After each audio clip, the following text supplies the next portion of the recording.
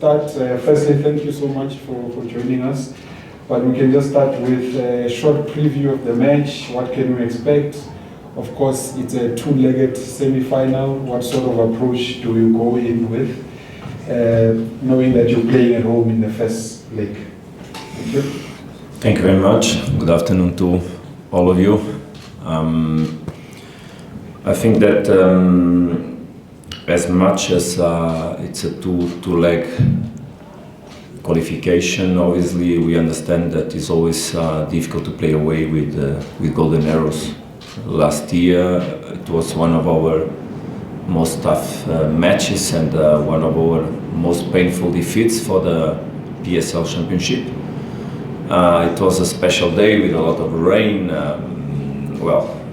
but when you understand that first Golden Arrows is a team that has quality, you have to try to make your best when you have some more control over the context of the game. So obviously we would like to, and we will try our best in order to achieve a positive result. A positive result is always a victory without suffering goals.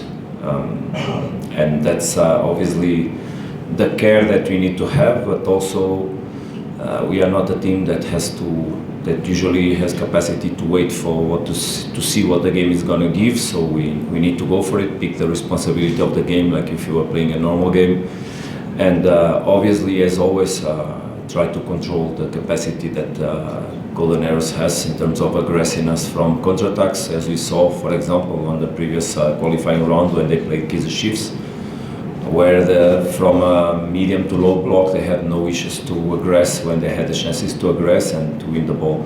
So something we need to control, obviously, as best as possible, but take the responsibility, obviously, of going for a result that allows us to have more comfort on the second match. Thank you so much, Coach. Before we proceed, can someone switch off the air conditioning, please? The sound it's making is not going to be conducive. I don't know if it's controlled remotely, but can we get the message to the correct people, please? Okay, thank you. We are now going to take the first question. We've got a roving microphone, and I'm still prioritizing new hands. Okay, let's go to Benji since we don't have new hands.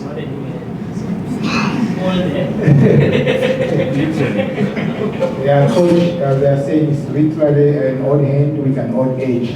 Coach, going into this game, yesterday, throughout the 4 games that you have played this season, yesterday was the first game that you kept a clean sheet. As you have said, it's better to go into a second game without conceding.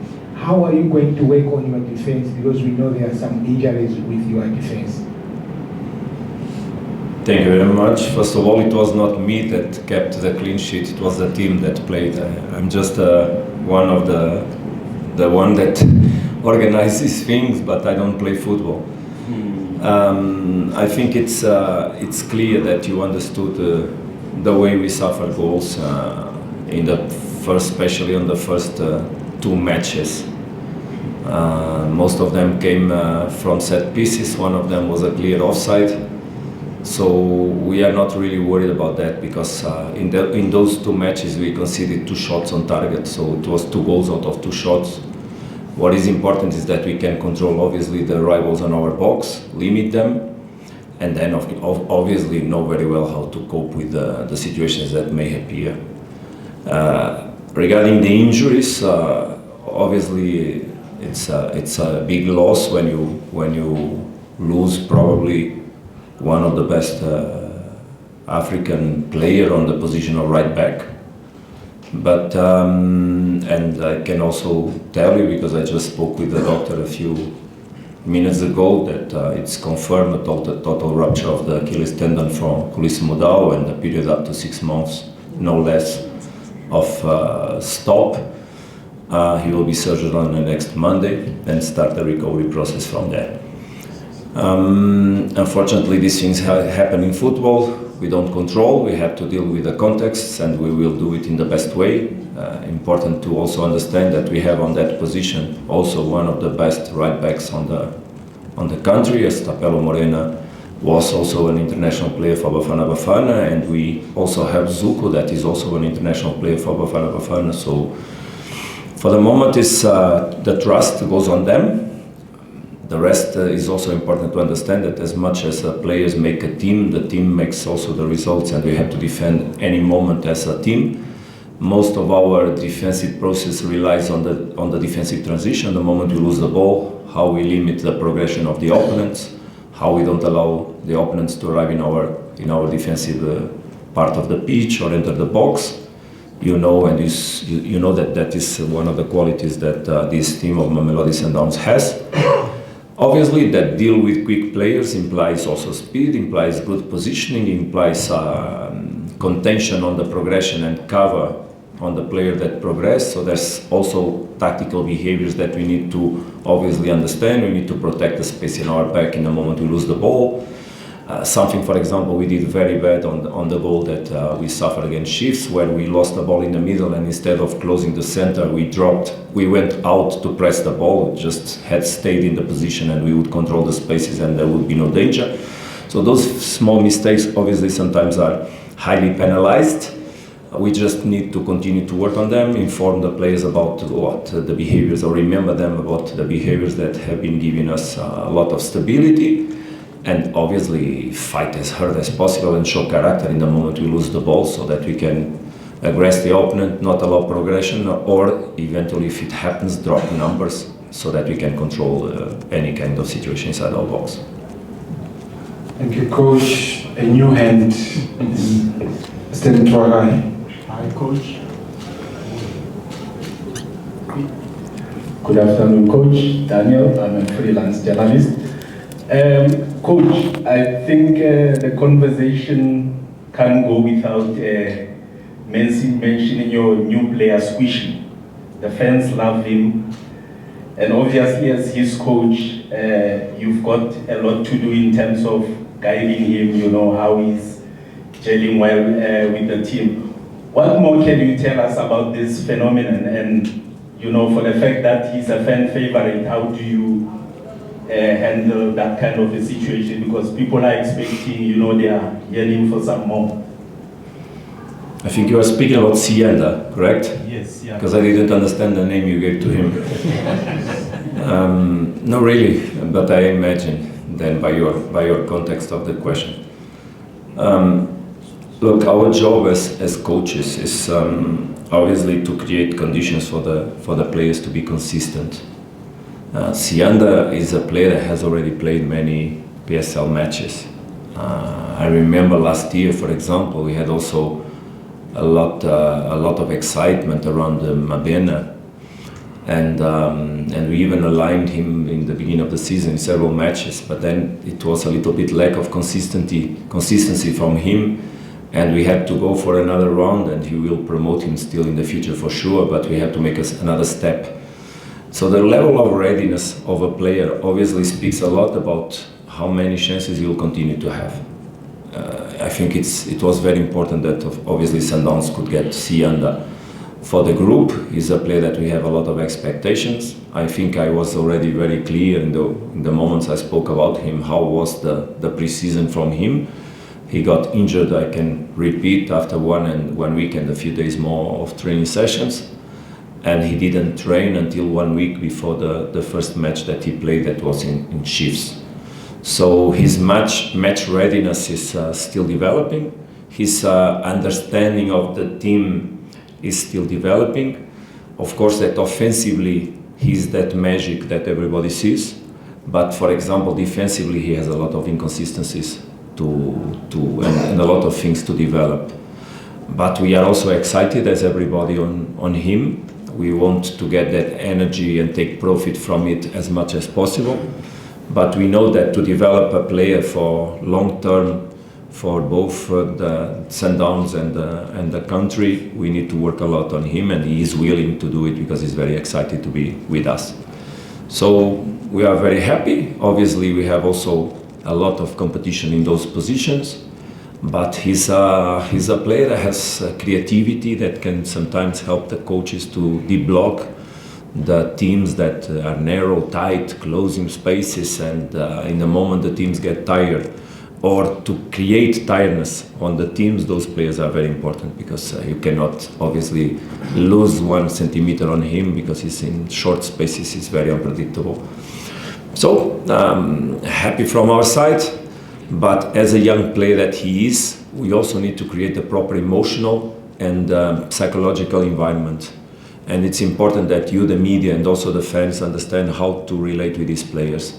I remember that on those first matches from last season, every time Mabena had the ball, everybody was shouting for him to dribble. And most of those moments he should have passed the ball. So the way we also relate with a player has to make him understand the collective environment where he plays. Because it's the team that will create spaces and moments for him to use the 1 against 1, the dribbling, the speed on the space, the movements he makes on the space. And if he does it so, he can be an important player inside a strong team. I think that is what we're going to do together, with the right tempo, the right opportunities, and so that the boy grows, not for a small spell, but for the future. Tsepan. Coach, Tsepan from Kuala Saleng, is there a chance for him to get back into the team and training? Because you mentioned that he's not training with the team, and if so, what does he need to do to get back into training? Have you had any heart-to-heart conversations to figure out what's happening with him? Look, I don't want to speak too much about that, because now Saleng is a club's issue, not a coach's issue. He was never a coach issue. He was always a player we gave a lot of effort. We tried so much to push him towards the group, towards the dynamic of a group, towards the behaviors that a professional player has to have, the mental stability that a player has to have. But when the normal, inside the group that is very disciplined, where we have no issues, we have a lot of understanding about what are the rules, and the locker room has rules by their own players that establish a way to be, a way to exist, a way to relate. And when a player breaks systematically these kind of things towards the teammates, towards the coaches, towards the club, we don't know what we can count on. So there's a moment that you say, like, how we can count on something that we don't know what he's gonna do. Imagine you train all the week normal, and then you put the name of him on a list, and in the day that we are waiting for him to enter the bus, he just literally doesn't appear. So these things didn't happen once, happened twice, 3, 4 times. Being the last to arrive, the first to go away, it's difficult to have let's say a process of development of a player. And I think you highlighted it in the media that we tried in the beginning of the season to give him a lot of love, a lot of. So our attitude regarding him after he failed with us was, let's not put him apart. Let's embrace him. Let's try to give him stability. Let's give him love. Let's make him feel important. I don't know if you remember, but my assistant showed me that on the media that there was a moment I was dancing with him in the middle of the circle of the players, myself, trying to exactly make him understand how we wanted him to integrate the family. But to be part of a family, you also need to really want to be in the dynamic of the family. That's basically like that. And it's the last time I'm going to speak about it, because it's a club issue and no more a coach's question. Next one is Love More, still prioritizing new hands.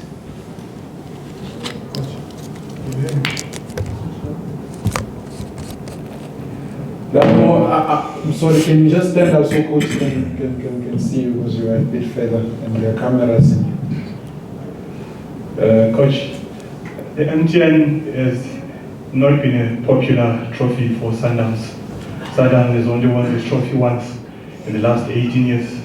You know, I don't know how much of interest have you taken to find out why that has been the case, and what do you think you need to do this time around through a program that is also going to stretch you. You know, you're going to have to play, I think, 4 competitions, if not 5, by December. Thank you very much for the question. The trophy has not been shown in our in Clorco, but we value it as others. There's no intention not to value the trophy or the competition at all from our side. Obviously that we also play a Mazulu on Wednesday, as you know. And after the second leg, we're going to play again in the middle of the week. So whatever lineup is going to be put on both matches with Golden Arrows has nothing to do with not valuing the trophy or not valuing the sponsorship on the competition. It's just managing the moment. So our intention is to take on the next match the players we feel are in the best conditions to play that game. It's our intention to go over this qualifying round so that then we can arrive in the final, and the final is after the international break, so there's no, on that moment we surely, if we arrive to that point, and when we arrive to that point, if we show capacity and competence to win 2 Golden Arrows, we will for sure try to fight for the trophy. It's obviously not a good thing that in 18 years, as you said, we have 1 trophy on MTN8, but it's also understandable that there are other trophies that are on our vitrines that we won during that period of time. So it's just a matter of coincidence, I think. But it's a very interesting thing, very interesting to understand. And let me just add, in the beginning of the competition, so when we played Polokwane, it was our first match. It was my exact question to the players. When there's a pattern, and when we won 1 out of 18, obviously there's a pattern that is not good, but there's a pattern. We should understand ourselves if there's anything that we do that takes us in the direction of that pattern, and what we have to do different so that we can try to break the pattern. And that was exactly the starting point for the competition that we settled between ourselves. And it will be for sure something I will remember the boys again on the preparation of the next match. We go to Sia. Sia Tumisamaji from Golf FM Sports Coach. Coach, we know that the first 90 minutes on Sundays, like the first half, there's still another 90 minutes to be played. So with your preparations, do you want to maybe kill it in the first 90 minutes, or do you still have the second leg also? What's the planning behind the coach? Look, the respect I have for the players of Golden Arrows, for their coaching staff and the club itself, makes me believe that it's 2 matches to be played until the last minute of the last one. That's how we usually have capacity to win, is with a big respect for the opponents. Obviously that we also need to have big respect for ourselves. It means that we need to fight during the first match for the best result possible. Yesterday I didn't stay really excited with the last 20 minutes because I think we should have scored more goals, and we did not. Because here and then we were not objective on targeting the goal, we were not objective on the progression of the ball, despite it was a very beautiful 20 minutes of football that everybody stayed very excited. But in the end we didn't score, and so we also need to produce when we have outcome, and we shot 14 times on target and we can shot 20, we have to go for it. So obviously that is something we're gonna try to be capable to be aggressive and offensive, but it's a match where away goals can be important. We need to pay attention on that, so there will be a natural approach from us, with a huge responsibility and commitment toward the result, but also understanding that the second match is a match to play I hope the pitch there will be good. In this time of the year, usually the grass are still growing, but it's not the worst because there's no rain, so let's hope there's a good pitch to play there, and the second match will for sure be a beautiful football match again. All right, last round of questions. Only now will I recognize all hands. We'll start at the back. Lonwabo, I think the hand is up. We'll see how it goes. Hi Coach, I just want to ask about your opposite number, Coach Bisodlala, obviously coming from the win with Durban City the previous season, did well against Kaizer Chiefs as well. What do you make of him and the work that he's done so far with Arrows? Not so great though, his starts in the league. I didn't understand the question. The opposition I'm so sorry. The opposition coach, Coach Bisodlala, from Golden Arrows, and look, I have big respect for everybody that is involved in this on the South African football. We play friendly matches or training matches. As I usually like more to call them, with teams from lower divisions, and we see good teams well positioned in the pitch, capable to manage tactical contexts, and the coaches in the PSL also do. Obviously that the coaches need to adapt to the qualities of the players they have. For sure, some of them would like to be much more capable to show a more offensive game, but sometimes also they need to adapt to the reality they have. The coach of Golden Arrows has been clever enough to pick the work that was from behind and give his own fingerprint on it. It's a club that has a tradition to have good players and work good, so that's what we expect, a team with, and I think it's clear. We saw that on despite Kaizer Chiefs created also occasions enough to score. The fact that they didn't use them allowed also Golden Arrows to wait for their moment, and when they could, they made the game. So big respect for the work of the coaches, big respect for the players from Golden Arrows, big respect for the club, but mostly we need to have respect on ourselves, and as Mamelodi Sundowns and the players we have, and playing in our pitch. Of course, I do regret that we cannot play this competition in Loftus, because it's our venue, it's where we feel indeed in our context of home, and we would like to play all our matches there. I don't want to comment this question because it's out of my reach and it's not my job to do it, but just to anyway say that we have also to take the responsibility of the match as we're going to do it for sure.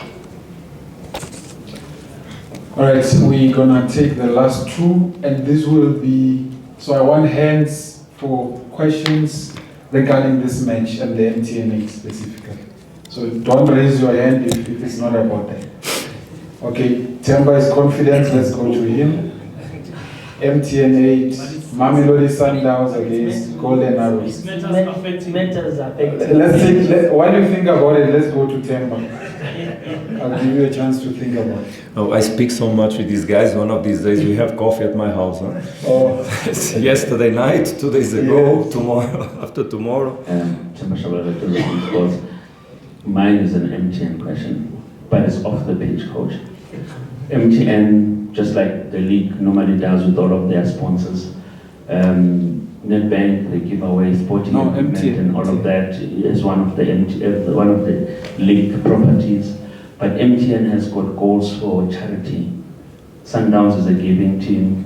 The team that wins it will donate the amount of goals, the money that has been raised by scoring goals. Each goal is 20,000 rand. Your players have come to them and said you need goals from them. This is where you need more goals, coach, because often a charity organization out there gets to benefit out of it. How do you then, as an individual, encourage the CSI aspect of the MTN8, that whatever that you raise here will benefit somebody who goes to bed without food? Bravo. Thank you very much. Brilliant question. Thank you very much, and there's a lot of things I can say about that. First of all, I can say about the positioning of our club. I think that if there's a club that supports beneficiary actions and supports South Africa is Mamelodi Sundowns, not only through WhatsApp Foundation, but by all and you know that the chairman's work and the way we relate with the beneficiary and the people that needs sustainability, and how we split profits regarding supporting people in these kind of conditions. Obviously, I understand completely the question, and I would like to win 7-0 so that we could split a lot of money. But I would not like to win 7-6 because it will be dangerous. But I totally understand the question. Let's hope there are goals, and let's hope the goals are all from our side, so that still we can protect the sports side of the game. If in the end we can win and go to the final, and both matches stayed in our favor 6-5, I will be very happy to support with a lot of money the donations that MTN8 wants to do.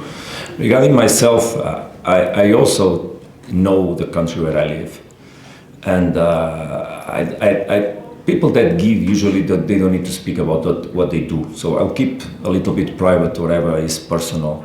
But just to tell you that I have a lot of friends that are on the traffic lights in the streets of Johannesburg. I think it's indirect, you understand what I mean. Thank you so much, Coach. Is there anyone who feels they can top Temba's question? The bar is very high. It's very high. So I'll give you a chance if you feel that you can follow up here. Last question, Mazola. Coach, just to go back to the issue around Kuli, so I think you had already mentioned with the unfortunate passing of Jaden that you might have to strengthen the midfield a little bit. Does this situation now, I mean, 6 months is almost the entire season of a key player out of contention. The window's still open for another month at least. Is it an opportunity to try and do something in the market, or you look to a Morena to the other options that are available inside the club, given your fixture schedule? It's obvious a natural question that I will answer in the way I think is proper to answer. First of all, the moves, the thoughts inside the club should be kept as much private as possible. I think I already spoke too much the other time and probably not as accurate as I should have been. I already spoke with the club about that, so that because it was the first time I let something come out of my mouth, because maybe emotionally I was feeling something that what is important is that every time we make a first set of moves, and we did it in the previous years, and that's what we did this season, was let's start it like this and evaluate. It's important that we give ourselves the opportunity and the players the opportunity to play 7, 8, 9 matches, and from there really understand where we are, how the youngsters show themselves, what signs we have of progression, how we can sit ourselves in the squad we have, and then eventually make the right thoughts, the right considerations, and look eventually, if needed, here and then for some complementary move in order to reinforce the team. I think, and I said already, we have 2 players on that position, obviously, Morena and Zuku. Obviously, Tapelo is a player that, and last season you saw how important he was in the Champions League and how we missed him in terms of managing certain contexts in matches where his experience is important, because we also use him higher on the pitch, especially when Mudau was inverted to reinforce the center of the pitch and the defensive transition against especially the strongest teams that in African competitions can indeed aggress us strongly. But we will have now to think about that, mostly how we can still have that variability with the players we have. Those will be the thoughts for sure, what we can do with what we have. Because sometimes players are not promoted, not because they are not ready, but because there's no opportunity. I always say regarding youngsters, in this case it's not exactly the same, we are not speaking about young players, but the level of readiness, or for a young player to appear, not only he needs to be in a good level of readiness, but also there must be an opportunity for him to appear. Sometimes there are positions in the clubs where there's 1, 2 experienced players, they will never give a chance. And in this case, there will be chances for others for sure. And the next matches will obviously allow us to have also a better positioning on that. I think we have quality as right backs. Coach, we're gonna end it here. Thank you so much.